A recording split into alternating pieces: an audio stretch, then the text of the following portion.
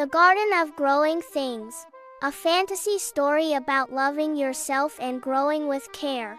Once upon a time, beyond the silverleaf forest and just past the talking river, there was a hidden place called the Garden of Growing Things. But this garden didn't grow carrots or daisies or lemons. No, it grew children's feelings. In this magical place, every time a child felt proud, a sunflower bloomed. When a child felt shy, but tried anyway, a tiny brave rosebud opened.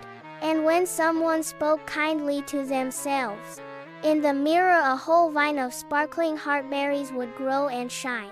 This garden was watched over by a gentle creature named Willow, a tall, leafy guardian with hair made of moss and glowing eyes like fireflies. Willow didn't speak often, but when she did, her voice sounded like a breeze through the trees. One day, a little child named Nia wandered into the garden.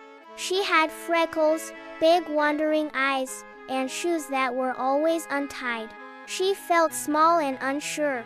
At school, she thought other kids were better, faster, taller, louder.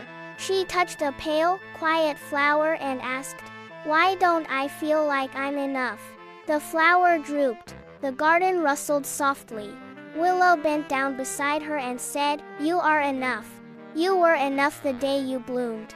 But you must care for yourself as carefully as you care for others. Every kind word you give yourself is sunlight. Every deep breath is rain. You are your own garden, little one." So Nia tried.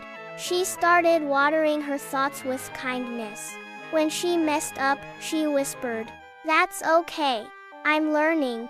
When she looked in the mirror, she smiled, even if only a little. She began to grow slower, but stronger. And something changed.